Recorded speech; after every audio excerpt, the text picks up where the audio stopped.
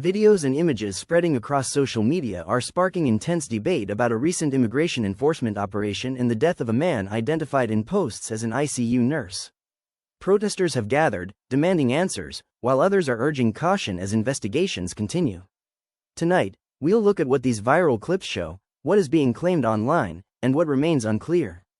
These images have been shared thousands of times, with captions stating that federal immigration agents were involved in a fatal shooting, and that the man was holding a camera rather than a weapon.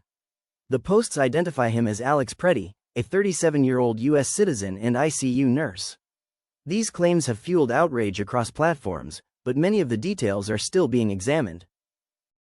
Following the incident, protests erupted in the area.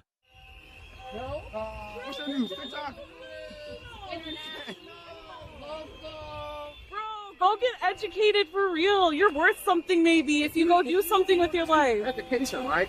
You gotta look at the factual basis, right?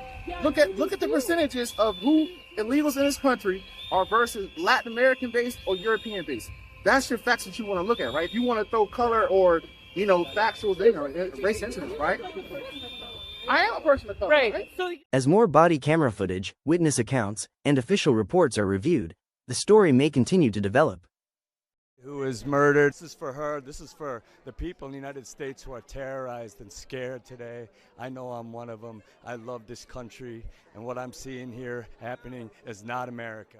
A little bit overshadowed with what's going on in our country, and it's kind of, I feel like we're kind of at a turning point in this country. This is for the mother who was murdered by ICE agent, and it's really sad. And I know people are out marching and all today, and we need to speak up. We need to be out there and shut this rogue.